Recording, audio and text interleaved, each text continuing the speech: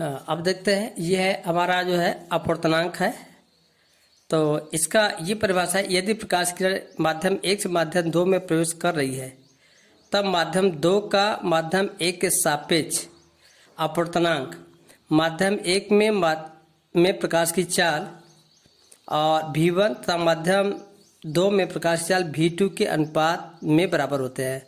यानी कहने का मतलब, यदि कोई प्रकाश किरण माध्यम 1 से, जैसे भी बताया गया था कि ये माध्यम 1 है और ये माध्यम 2 में प्रवेश कर रही है, तब माध्यम 2 का माध्यम 1 के सापेक्ष जो अपवर्तनांक होगा, ठीक है, माध्यम 2 का माध्यम 1 के सापेक्ष जो अपवर्तनांक होगा, ये हमारा क्या होता है, माध्यम 1 में प्रकाश की चाल, इस माध्यम 1 में जो है हमारा प्रकाश की चाल V1 और माध्यम 2 में प्रकाश की चाल V2 के अनुपात में बराबर होता है। इसे हम A12 कहते हैं, यानी एक के सापेक्ष दूसरे माध्यम का अपवर्तनांक, पहले माध्यम के सापेक्ष दूसरे माध्यम का अपवर्तनांक, या इसको भी कहते हैं कि पहले माध्यम के सापेक्ष दूसरे माध्यम का अपवर्तनांक प्रदर्शित करते हैं।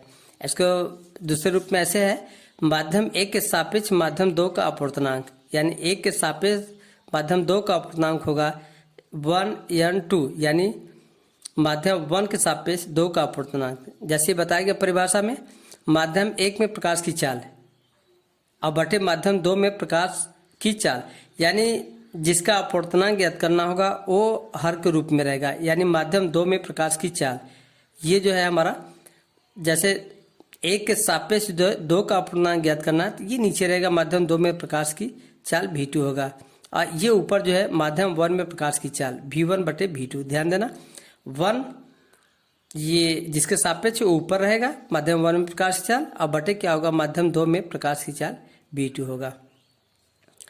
अब चलते हैं निरपेक्ष अपवर्तनांक क्या होता है। तो किसी माध्यम का निरपेक्ष अपवर्तनांक निर्वात अथवा वायु में प्रकाश की चाल C तथा उस माध्यम में प्रकाश की चाल V के अनुपात के बराबर होता है। यानी किसी माध्यम का निरपेक्ष अपवर्तनांक ये होगा निर्वात में अथवा वायु में प्रकाश की चाल बटे माध्यम में प्रकाश की चाल। जिस माध्यम का अपवर्तनांक ज्ञात करना है निरपेक्ष अपवर्तनांक, वो हमेशा जो हर के रूप में रहेगा, और ऊपर जो है ये वायु में प्रकाश चाल या निर्वात में प्रकाश की चाल होगा। तो ये ध्यान देंगे, किसी माध्यम का निरपेक्ष अपवर्तनांक होगा निर्वात हुआ वायु में प्रकाश चाल बटे माध्यम में प्रकाश की चाल। ये ध्यान देना, जिसका ये माध्यम का जो निरपेक्ष अपवर्तनांक ज्ञात करना होगा वो हम सवाल में जो है नीचे लिखेंगे। और एक चीज़ और है कि एक ही पदार्थ का अपवर्तनांक भिन्न भिन्न रंगों के प्रकाश के लिए भिन्न भिन्न होता है। यदि एक ही पदार्थ का अपवर्तनांक भिन्न भिन्न रंग, यदि रंग बदलता है, एक ही पदार्थ का यदि रंग भिन्न भिन्न है तो उसका जो अपवर्तनांक भी क्या होगा, भिन्न भिन्न होगा। ये ध्यान देना है कि एक ही पदार्थ का जो है अपवर्तनांक भिन्न भिन्न होगा, बशर्ते उसका रंग हमारा भिन्न भिन्न होगा। जैसे हमारा उदाहरण के लिए कांच का अपवर्तनांक बैगनी रंग के प्रकाश के लिए सबसे अधिक होता है। यदि बैगनी रंग का कांच है तो उसका अपवर्तनांक सबसे अधिक होगा, और लाल रंग का जो है कांच है तो उसका जो है उसका अपवर्तनांक सबसे कम होता है। ठीक है, दोनों कांच ही है लेकिन रंग बदल गया है, एक का बैगनी है एक लाल है, तो बैगनी का अधिक होगा और लाल का कम होगा, यानी दोनों कांच ही है। यदि रंग बदलने से उसका अपवर्तनांक क्या होता है, बदल जाता है। एक सवाल है, प्रकाश वायु से 1.33 अपवर्तनांक वाले जल में प्रवेश करता है, जल में प्रकाश की चाल की गणना कीजिए। वायु में प्रकाश की चाल दिया है 3×10⁸ मीटर प्रति सेकेंड है। तो यहाँ पर ध्यान देंगे, वायु से इतना अपवर्तनांक जल में प्रवेश करता है, ये जो है अपवर्तनांक वाले जल में, ये जल का अपवर्तनांक दिया है और वायु से प्रवेश कर रहा है। ठीक है, यानी वायु के सापेक्ष जल का अपवर्तनांक होगा। ये है वायु से जो जल में प्रवेश कर रहा है, यानी वायु के सापेक्ष जो है जल का अपवर्तनांक, ये दिया हुआ है। तो हमारा जो फार्मूला होगा, वायु के सापेक्ष जल का अपवर्तनांक, ये जानते हैं, जिसका अपवर्तनांक ज्ञात करना वो नीचे होगा। जैसे अभी बताया गया था, तो जो अपवर्तनांक ज्ञात करना वो नीचे होगा। तो ये ऊपर होता है वायु में प्रकाश की चाल और बटे जल में प्रकाश की चाल, ये सूत्र है।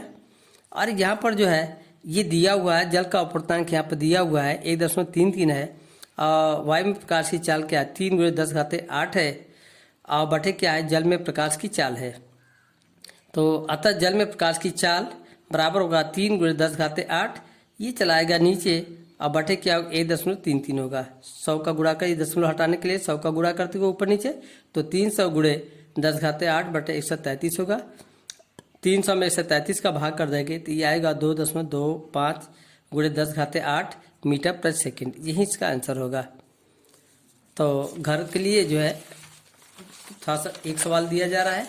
हाँ, इसके पहले एक सवाल दिया था, एक छात्रा की हुई है खुशी कुमारी गौतम, वो सही सवाल है और उसका जो आंसर था ये दर्पण के सामने 54 सेंटीमीटर और जो प्रतिबिंब का जो लंबाई उसमें पूछा गया था वो 14 सेंटीमीटर आकार का होगा, वास्तविक होगा, उल्टा होगा।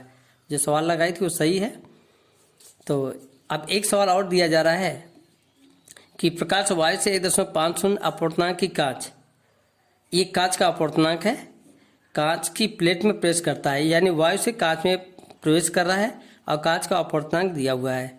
तो कांच में प्रवेश की चाल कितनी है, ये कांच में प्रवेश की चाल पूछ रहा है, जबकि निर्वात में प्रकाश की चाल इतना दिया हुआ है। तो इसको घर से एक कर करके जो है इसका आंसर जो है मैसेज द्वारा भेज देना और देख लेना, फिर उसका आंसर जो है अगले दिन मैं बताऊंगा।